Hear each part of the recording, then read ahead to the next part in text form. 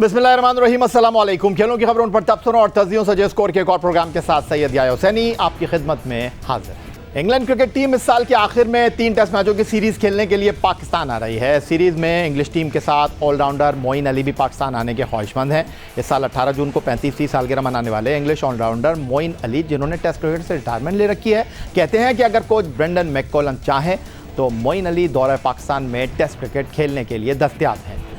England के लिए 64 test मैचों में 5 सेंचुरियों के साथ 2914 रन और 36.66 की औसत से 195 विकेटें हासिल करने वाले मोइन अली पाकिस्तान सुपर लीग में मुल्तान सुल्तान्स के लिए खेल चुके हैं।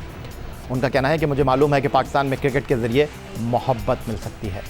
मोइन अली, जो बर्मिंघम में पैदा हुए, कहते हैं कि उनके ख़ानदान का ताल्लुक पाकिस्तान से है और वो समझते हैं कि अगर उन्हें पाकिस्तान में खेलने का मौका मिला तो ये उनके लिए एक बेहतरीन तजुर्बा होगा। Leg break bowler Tuba Hassan को आईसीसी ने प्लेयर ऑफ द मंथ मई 2022 करार दिया है। तूबा हसन ने कराची में श्रीलंका के खिलाफ 24 मई को south and cricket club Karachi में T20 डेब्यू पर 4 ओवर्स में 1 मेडन के साथ सिर्फ 8 रन केवल 3 खिलाड़ियों को पवेलियन की राह दिखाई थी। इस परफॉर्मेंस पर उन्हें मैच के बेहतरीन खिलाड़ी के अवार्ड के लिए मुंतखब किया गया था। तूबा हसन ने श्रीलंका के खिलाफ 3 T20 मैचों की सीरीज में 8.80 की औसत से 5 विकेटें हासिल की थीं। तूबा हसन को अपनी पहली सीरीज में बेहतरीन बॉलिंग परफॉर्मेंस पर आलमी सतह पर न सिर्फ सराहा गया बल्कि उन्हें आईसीसी की जानिब से भी एजाज़ मिला है।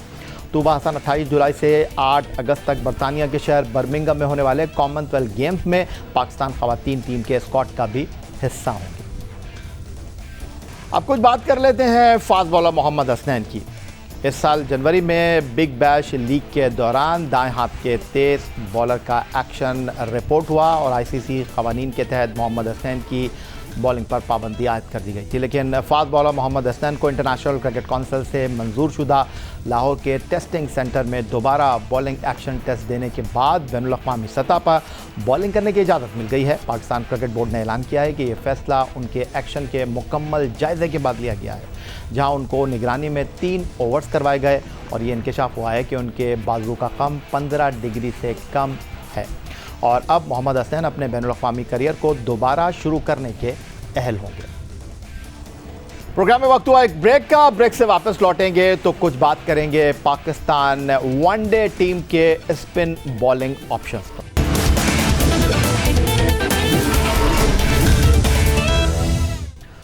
हाल ही में मुल्तान में वेस्टइंडीज़ के खिलाफ 3 एक रोज़ा मैचों की सीरीज़ पाकिस्तान क्रिकेट टीम ने बाबर आजम की क़यादत में 3-0 से अपने नाम की। इस सीरीज़ में पाकिस्तान की बॉलिंग में लेग स्पिनर शादाब खान और बाएं हाथ के स्पिनर मोहम्मद नवाज़ ने अहम किरदार अदा किया।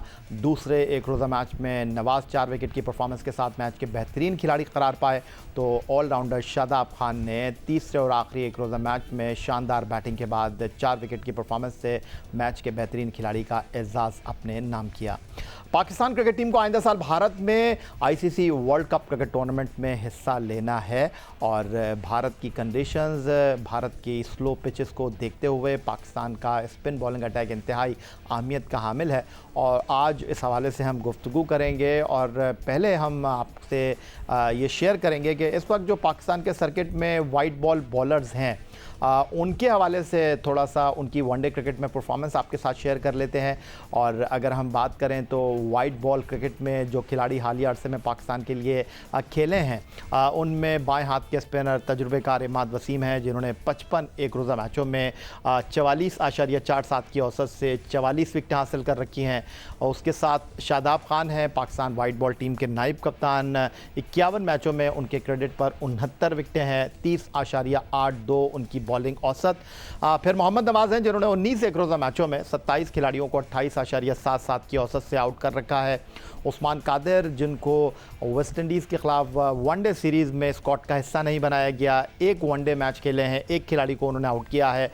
जाहिद महमूद, जो कि तीसरे स्पिनर थे लेकिन तीनों मैचों में उनको खेलने का वेस्टइंडीज़ के खिलाफ मुल्तान में मौका नहीं मिला, 3 एक रोज़ा मैच पाकिस्तान के लिए खेले हैं, 45.25 की औसत से 4 विकेटें उनके क्रेडिट पर हैं। और खुशदिल शाह, जिन्होंने मुल्तान में पहले एक रोज़ा मैच में 23 गेंदों पर नाकाबिल शिकस्त 41 रन 4 छक्कों और 1 चौके की मदद से बनाए थे, उन्होंने 7 एक रोज़ा मैचों में 2 विकेटें हासिल की, लेकिन वेस्ट इंडीज़ के खिलाफ उनको बॉलिंग का मौका ना मिल सका। पाकिस्तान की इन स्पिन बॉलिंग ऑप्शंस और पाकिस्तान के मुमकिना स्पिन बॉलिंग अटैक पर गुफ्तगू करने के लिए टेलीफोन लाइन पर हमारे साथ मौजूद है पाकिस्तान क्रिकेट बोर्ड की सिलेक्शन कमेटी के साबिक रुकन, बेंगलोर टेस्ट मैच के हीरो और पाकिस्तान के former test spinner Tauseef Ahmed साहब। तौसीफ अहमद साहब, खुश आमदीद कहेंगे आपको। और जो पाकिस्तान के पास वाइट बॉल क्रिकेट में स्पिन ऑप्शंस हैं जिनका हमने अपनी गुफ्तगू में खुलासा किया, आपको लगता है कि शादाब और नवाज़ बेस्ट हैं या आपको लगता है कि स्क्वाड में इनके साथ किसी और को भी होना चाहिए? देखिए, बज़ाहिर तो आपको नज़र आ रही है जो हमारी सिचुएशन है उसमें कुछ लोगों को खिलाया बीच में और बाद में फिर नवाज को अभी लेके आए हैं और शादाब भी जो है वो इतनी अच्छी परफॉर्मेंस नहीं दे रहे थे और लेकिन आहिस्ता आहिस्ता उन्होंने दोबारा से जो है वो परफॉर्म करना शुरू किया। जाहिर है हमारा दारोमदार थोड़ा सा है कि ऑलराउंडर की तरफ हम लोग बहुत ज़्यादा जा रहे हैं, वो बिल्कुल होना चाहिए। उसकी वजह यही है कि हम जो है वो हमारा स्ट्रगल करता है मिडिल ऑर्डर और उसकी वजह से जो है हम जो है प्रॉब्लम में पड़ जाते हैं और कंसिस्टेंसी नहीं है ऑलराउंडर में। जाहिर है कभी करते हैं कभी नहीं करते हैं, तो इसके लिए सोचना पड़ेगा। और फिर रेगुलर स्पिनर्स तो हम वैसे भी नहीं खिलाते हैं अपने स्क्वाड में या 11 की टीम में, तो इसके लिए तो जाहिर टर्निंग पिच मिलेगी तो हम लोग मुश्किल में डाल देंगे दूसरी टीम को, लेकिन थोड़ी सी अच्छी पिच मिलेगी जैसे कि पहले वनडे में मिली थी तो हमें मुश्किलात हुई, फिर हम इस्तेमाल करने में भी थोड़े जो है वो ऐसा लगता है जैसे कि आपने खुश दिल की बात खुद ही की, परफॉर्मेंस की उन्होंने मगर उनको बीच में बॉलिंग नहीं कराई गई। तो ऐसा नहीं है कि शादाब एक मुझे लग रहे थे कि खाली वो ही जो है हमारी टीम का परमानेंट हिस्सा है और उसके अलावा बीच में आपने जैसे उस्मान कादिर की बात की औरों को भी की, तो उनको इन्होंने इतना यूज नहीं किया। तो ये तो हम पहले से कहते आ रहे हैं कि यार जिसको भी दो पूरा पूरा चांस दो, पता चल जाए कि क्या है। ठीक है, इस वक्त तो हमें जरूरत थी कि हमें रैंकिंग में ऊपर जाना था, लेकिन अभी भी हम आधे आधे हैं, इसलिए कि अब ठीक है इंडिया में है मैच सारा कुछ है, बट हमें वो स्पिनर खेलने पड़ेंगे जो बॉल को टर्न करना जानते हैं। तौसीफ अहमद साहब, वैरायटी है हमारे पास लेग स्पिन में, बाएं हाथ से स्पिन गेन करने वाले हमारे पास टीम में भी खिलाड़ी मौजूद हैं, बेंच पे भी टफ कंपटीशन है, बट आपको लगता है कि यहाँ पर आपको फिंगर स्पिनर की ज़रूरत है? जिस तरह आप दाएं हाथ से गेन किया करते थे, आपको लगता है कि इस फैक्टर को हम मिस कर रहे हैं या शादाब, नवाज या जो हमारी बेंच पर खिलाड़ी मौजूद हैं वो इसको कवर कर रहे हैं? बज़ाहिर तो कवर नहीं कर रहा है। देखिए, कभी बहुत अच्छा हो जाता है, कभी खराब हो जाता है। वो जो आपने रेगुलर जिसकी बात कर रहे हैं वो स्पिनर तो नहीं हमें इस वक्त नजर आए। जाहिर है हम हफीज को भी खिलाते थे तो ऑलराउंडर के उस पर खिलाते थे, बट उनमें इतना था कि वो आने के बाद जो है आपको ब्रेक थ्रू देते थे, टीम चलती थी। लेकिन हमारा रुझान ज़्यादातर जो है वो ऑलराउंडर की तरफ चला गया है, इसीलिए हम और सच देखें तो अपने इर्द गिर्द तो हमें कोई बहुत एक्स्ट्रा ऑर्डिनरी ऐसा स्पिनर नज़र नहीं आ रहा कि जो टीम का हिस्सा बन सके। और उसकी वजूहत मैं आपको बता ही दी है कि वो हमें प्रॉब्लम होती है मिडिल ऑर्डर में जो कि अभी तक ठीक नहीं हो पाई है, तो उसकी वजह से हमें ऑलराउंडर की तरफ भागना पड़ता है। तो ढूंढने से हो सकता है सारा कुछ, बट सिर्फ ये कि हम एशिया में खेलें तो वहाँ पे रहें, लेकिन हमें और जगहों पे खेल के भी तो दूसरी टीम को मुश्किल डालनी होगी ना। तो वो चीज़ है नहीं कि हम सोचें कि भाई इससे करा लेंगे उससे करा लेंगे, ये सिलसिला चलता है। तौसीफ अहमद साहब, जाते जाते ये भी बता दीजिए कि नो डाउट वक्त गुजरने के साथ साथ मोहम्मद नवाज़ ने अपने आप को साबित किया है, एक बैट्समैन की हैसियत से भी जिम्मेदारी अदा की है, फील्डर बहुत अच्छे हैं, बॉलिंग में उनका किरदार खासा नुमाया दिखाई दे रहा है। सेकंड एक रोज़ा मैच में मुल्तान में वेस्ट इंडीज़ के खिलाफ मैच के बेहतरीन खिलाड़ी का एजाज़ भी उन्होंने हासिल किया। एक टाइम पर तो वो अनप्लेएबल लग रहे थे, तो उनकी इस परफॉर्मेंस के बाद क्या अब जो है वो दरवाजे बंद हो चुके हैं इमाद वसीम के, या आपके ख्याल में पाकिस्तान क्रिकेट में कभी किसी के लिए कोई चीज़ हुर्फ़े आखिर नहीं होती?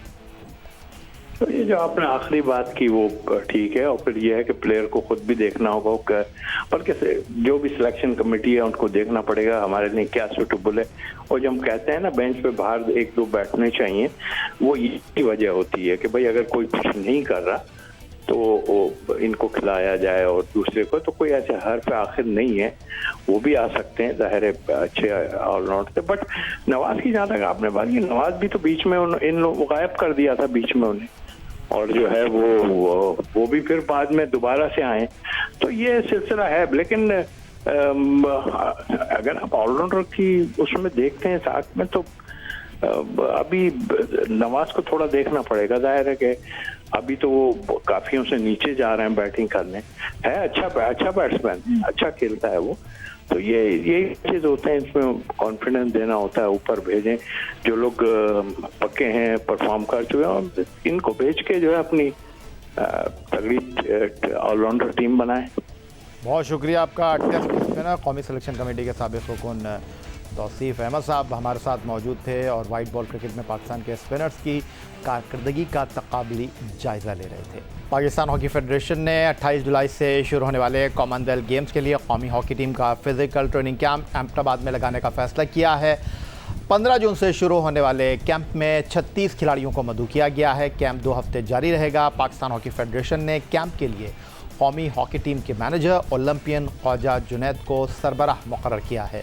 दिलचस्प बात यह है कि इंडोनेशिया के शहर जकार्ता में एशिया कप हॉकी टूर्नामेंट में सेमीफाइनल तक ना पहुंचने और जापान के खिलाफ मुकाबले में 12 खिलाड़ियों के ग्राउंड में मौजूदगी पर हॉकी फेडरेशन ने 3 अरकान पर मुश्तमिल तहकीकाती कमेटी तश्कील दी है, जिसके सरबराह ओलंपियन मंजूर जूनियर, ओलंपियन नासिर अली और खैबर पख्तूनख्वा हॉकी फेडरेशन के सरबराह ज़ाहिर खान साहब हैं, जो एशिया कप में टीम के मैनेजर ओलंपियन ख्वाजा जुनैद और हेड कोच एक्मन के खिलाफ शिकस्त की वजूहात जानने के साथ जापान के खिलाफ मुकाबले में 12 खिलाड़ियों की मौजूदगी की तहकीकात भी करेंगे।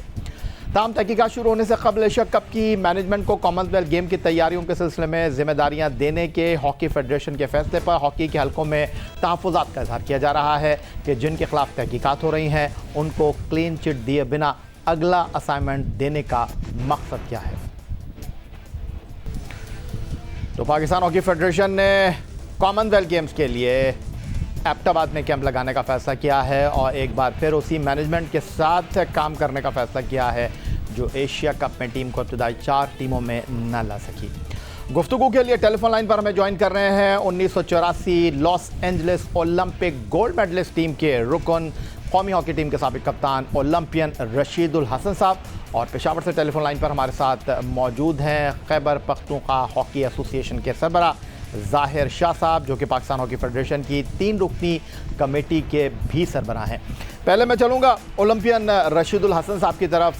रशीदुल हसन साहब, क्या कहेंगे आप जो हॉकी के हलकों में तहफ़्फ़ुज़ात का इज़हार किया जा रहा है? एक तरफ हॉकी फेडरेशन ने 3 रुकनी कमेटी तश्कील दी है, अभी उस कमेटी की जो प्रोसीडिंग है वो शुरू नहीं हो सकी है, और वजह यह है कि कौमी हॉकी टीम के जो सेक्रेटरी हैं ओलंपियन आसिफ बाजवा साहब, वो स्विट्ज़रलैंड में मौजूद हैं और जब वो वापस आएंगे तो फिर तहकीकात का आगाज़ होगा, और अभी तहकीकात का आगाज़ हुआ नहीं कि कॉमनवेल्थ गेम्स के लिए उसी मैनेजमेंट को जो है कैंप की सरबराही दी गई है। तो आप इसको किस तरह देखें? देखें, इसी से आप अंदाज़ा लगा सकते हैं कि पाकिस्तान हॉकी फेडरेशन कितनी सीरियस है हॉकी के मामलात के लिए। एक तरफ तो इंक्वायरी कमेटी बनाई है, मैंने शुरू दिन से कहा था इस इंक्वायरी कमेटी की जरूरत क्या है। आपने क्या देखना है, रूल में सब कुछ लिखा हुआ है कि जो जिम्मेदार है, जिसकी ये जिम्मेदारी है, वो डिफाइन किया हुआ है तो अपना हॉकी के रूल्स में कि वो जिम्मेदार होगा। जिस तरह कप्तान को 5 मिनट के लिए अपना बाहर निकाला, तो उसके बाद जो मैनेजर होता है ये उसकी जिम्मेदारी होती है कि अगर कुछ चेंज करनी है तो उसी ने करनी है। किसी खिलाड़ी को अंदर लेके जाना है तो उसी ने चेंज करना है, जिसको बाहर बुलाना है तो उसी ने चेंज करना है। इस तहकीकाती कमेटी की जरूरत ही नहीं थी। बहरहाल अगर तहकीकाती कमेटी बन गई है तो उस पर जगन सा ये है, ना उनकी अभी रिपोर्ट आई है, ना कोई अपना कमेटी कोई मीटिंग हुई। जो हमारे अपना जो नॉलेज के मुताबिक तो हमें कुछ पता नहीं है कहाँ इजलास हुआ है, ना किसी अपना मीडिया पे है, ना ही हमें सुनने में मिला है। पता ये चला था कि शायद 15 जून या 20 जून को रिपोर्ट देनी है, तो अब उससे पहले ही उसी मैनेजमेंट को अगर लगा दिया गया तो इससे जगहंसाई हो रही है ना, सीरियसनेस तो नजर आ रही है कि पाकिस्तान हॉकी फेडरेशन करना क्या चाहती है। मेरी समझ से नहीं आ रहा कि अगर सिर्फ आपने फिटनेस के लिए लगाना है तो भाई जो इंक्वायरी कमेटी अगर बना दी गई है कम से कम उसका वेट तो कर देना, उसका इंतजार कर लें, उसकी रिपोर्ट आने दें, उसके बाद आप अपना इनको मैनेजर को लगाना है तो लगा दें, कोच को लगाना तो लगा दें, जो उनकी मर्जी है वो करें, उसका तो कोई सरोकार नहीं है।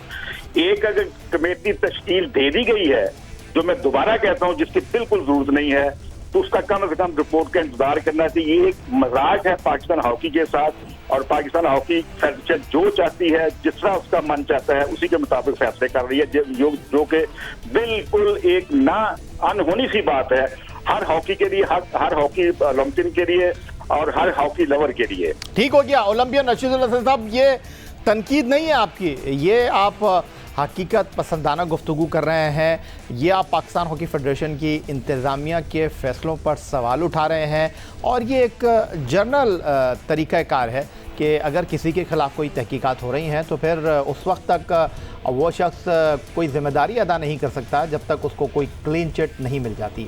अब हमारे साथ पेशावर से टेलीफोन लाइन पर मौजूद हैं खैबर पख्तूनख्वा हॉकी एसोसिएशन के सरबरा ज़ाहिर शाह साहब। हॉकी में आपका बड़ा वसी तजुर्बा है और आपको ओलंपियन आसिफ बाजवा का बड़ा करीबी साथी कहा जाता है।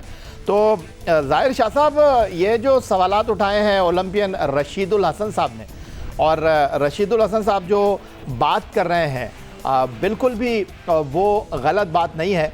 एक SOP है कि किसी के ख़िलाफ़ अगर तहकीकात हो रही हैं तो उसको फिर ज़िम्मेदारी कैसे आप दे सकते हैं, तो आप इस बात को अंडरस्टैंड करते हैं। ये तो आपकी जो तहकीकाती कमेटी है, नासिर अली, आप और कलीमुल्लाह साहब की, ये तो उसकी क्रेडिबिलिटी के ऊपर सवाल है। अस्सलाम वालेकुम। जी वालेकुम अस्सलाम। याया भाई, बात ये है कि इस वक्त बाजवा साहब सेक्रेटरी साहब बाहर हैं, और जब तक आ जाएंगे तो डेफिनेटली अगर उन्होंने कमेटी तश्कील दी है प्रेसिडेंट की मुशावरत से, इजाज़त से, तो डेफिनेट मीटिंग होगी, इसमें मीटिंग भी होगी और रिस्पांसिबिलिटी भी फिक्स होगी। अगर रिस्पांसिबिलिटी फिक्स नहीं होती तो फिर ये कमेटी क्यों बनाई है।